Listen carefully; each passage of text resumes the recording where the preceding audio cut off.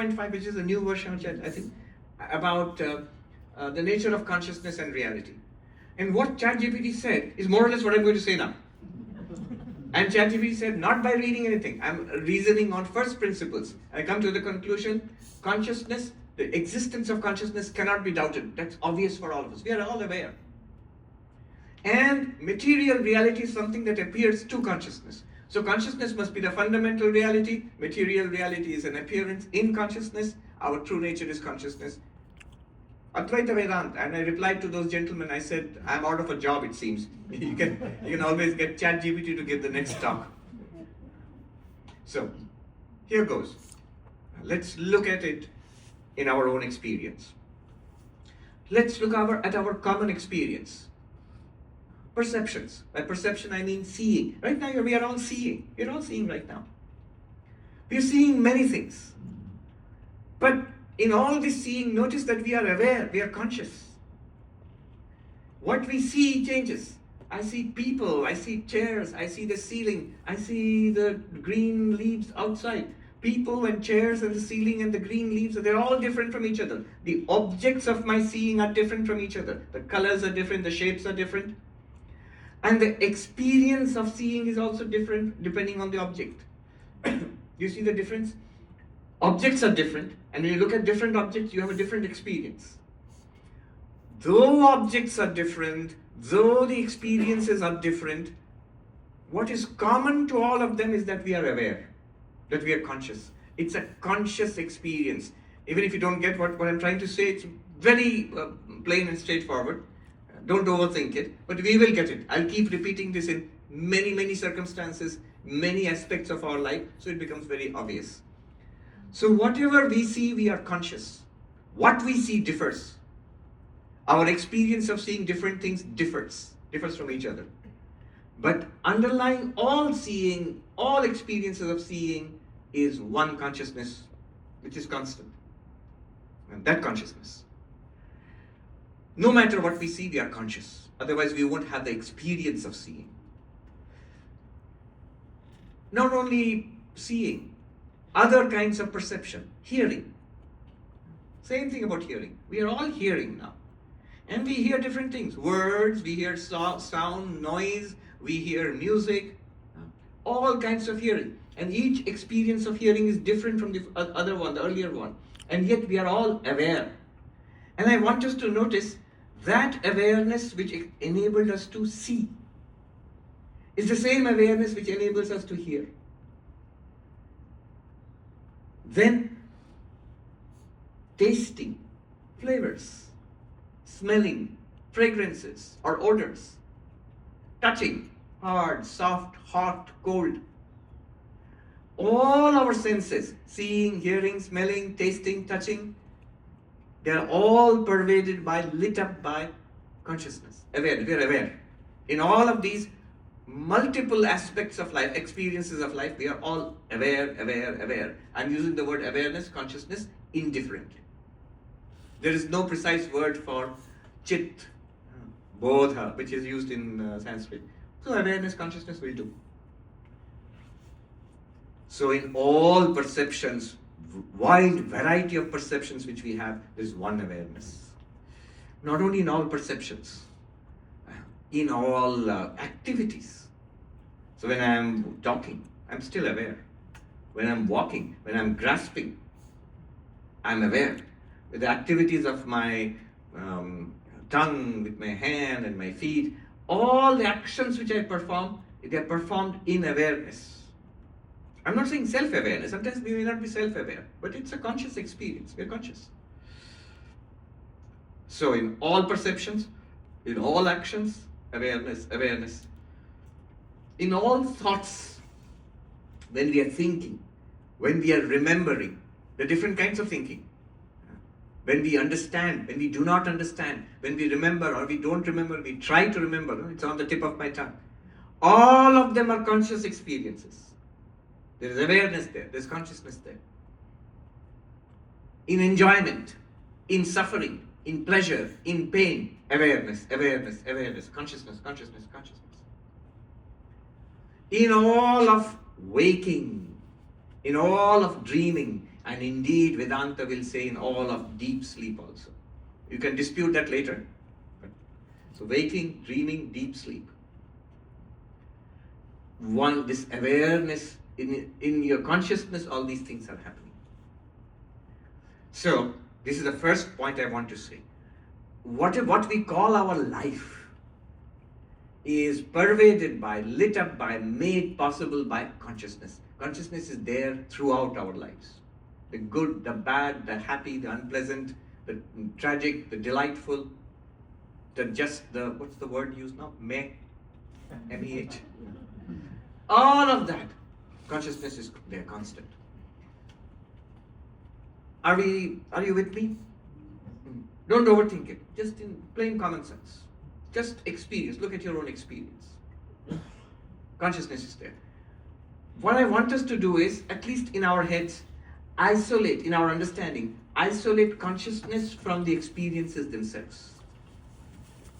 Consciousness makes these experiences possible, but because it's the one constant among all experiences, so we can see it in isolation by itself, in our understanding at least. So there is one consciousness throughout all our experiences. That's for the first point I wanted to make. And this one consciousness is constant. This is also a subtle point, but simple point. None of those experiences are constant. Experiences arise and disappear. Memories come and go. Pleasure comes and goes. Pain arises, flashes and disappears. Even chronic pain comes and goes. Actions start and finish. Right? So, all of these experiences, perceptions, actions, thoughts, feelings, enjoyment, suffering, they begin and end. Consciousness does not begin or end. It's constant throughout. This constancy of consciousness can be doubted. Examples like deep sleep, anesthesia. I remember I had this little back and forth with a doctor recently. He was quite skeptical and a very sharp gentleman. And after every little argument, he said, I get it, but you have not convinced me. After every argument, you have failed to convince me. But I'm giving it to you as homework, because we have discussed this again and again. What would it mean that even deep sleep or anesthesia is not an absence of experience, but an experience of absence? An experience of no presence, that it's not there. World is not experienced, body is not experienced, thoughts and feelings are not experienced. That blankness is, however, experienced. That's what is a deep sleep. Otherwise, we wouldn't even talk about a deep sleep. All right. So, the second point I want to make about this consciousness, let us note, it is constant. It's always there. Then let's go a little further. Here, I'm just thinking, you've heard of Descartes. I've also, at least if you've come to the class often, you must have heard of Descartes. The great French philosopher, mathematician. I mean, we have all heard of Descartes because we studied it. If anybody's gone to school and done grade school, you must have studied XY coordinates and Cartesian plane. But he was a great philosopher, and his biggest, most famous contribution is the cogito ergo sum, that one thing that cannot be doubted is that I exist. Even to doubt that, you must be there. So my own existence is proved by the thought, even the thought that doubts it. Professor David Chalmers, who is in NYU, he makes a point. It's not just thinking. You see, Descartes, I think, therefore I am. It's not just thinking. Descartes could have just as well said, I write, therefore I am. I walk, therefore I am. I suffer, therefore I am. I am boring, therefore I am. What he basically means is, any conscious experience proves me, the conscious being. Right? Now, in his Meditations, Descartes says, so this is the most famous line, cogito ergo sum, I think, therefore I am. But this little later, he says something that most people don't notice it. I found it very touching. He says, how passing strange that about that which I am absolutely certain of, I don't know anything about it. That means I'm absolutely certain about it, but that absolutely certain self, I don't know anything about it. What is it? And that which I know so much about, I can never be certain about it. The experience of the world, whatever I'm aware of in the world, I know so much about it. I've done science and geography and history. I know so much about this philosophy, about this world. But all of that is doubtful. Why? It could be living in the matrix. Could be a dream. Could be false. It's quite possible. It's all contingent. Even knowledge of science. Somebody said, the hallways of science are littered with the skeletons of past theories. They're all dead and gone. So you're continuously replaced by a newer and more refined understanding. Now, why I'm bringing this up? This is very touching when Descartes says that I exist, I am certain, but I don't know what it is. What is it that I am? Well, in Indian philosophy, in Vedanta, why just Vedanta? In Buddhism, in Nyaya, in most schools of Indian philosophy, that was one of the objects of inquiry. That absolutely certain self, what is it? And we know quite a bit about it. Right now I've told you one thing, that it is consciousness. And I've told you that it's always there. In every experience, consciousness is there. And that's why we can see what is an experience, any experience. How do you define it? Consciousness plus object is equal to experience. Consciousness experiencing something, that's an experience. Consciousness illumining, awareness, being aware of something is an experience. So C plus O is equal to E. Consciousness plus object is an experience. So our life is a series of experiences. Therefore, consciousness must be there everywhere. The objects are different from each other. Therefore, the experiences are different from each other. But consciousness is not different. That's one thing we know. Second thing, I will tell you about 9 things which we know. Descartes would have been delighted. Oh, really? 9 things?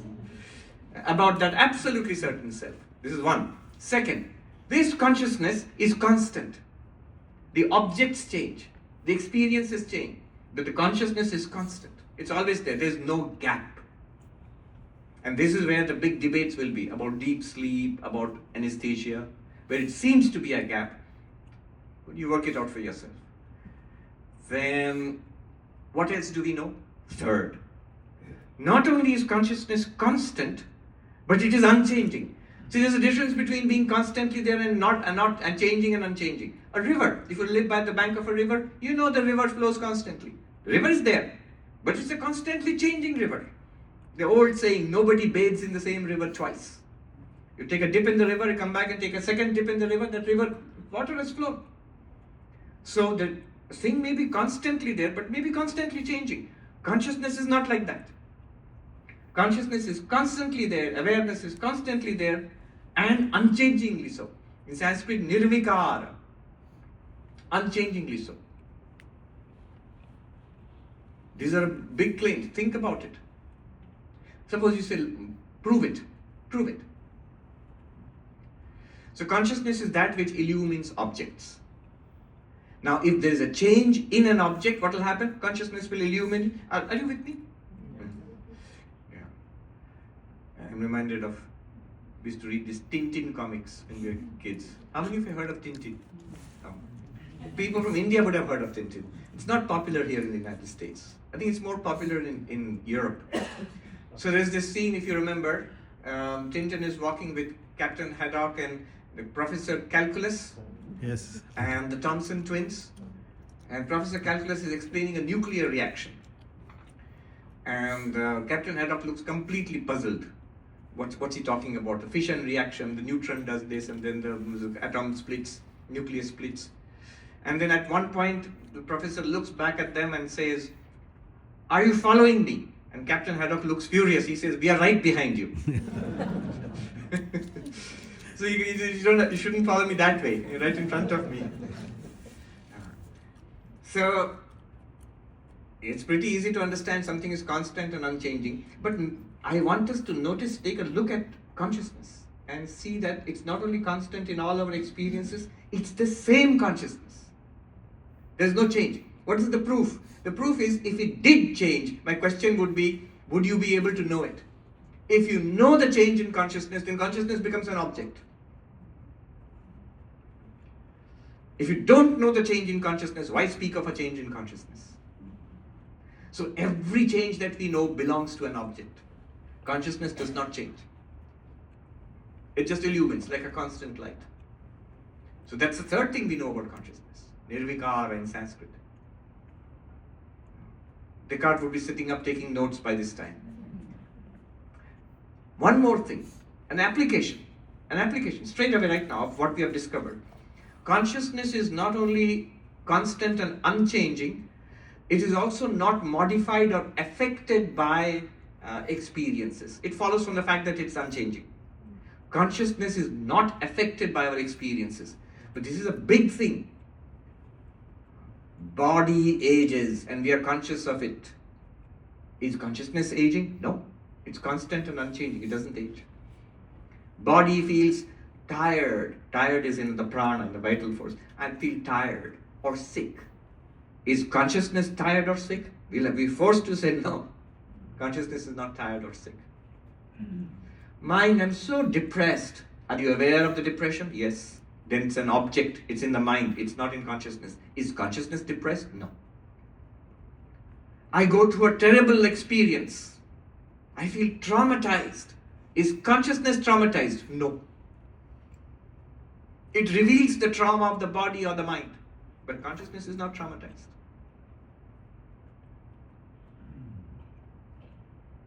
The reactions to this might be, so what? But if you really understand what's saying, that's interesting.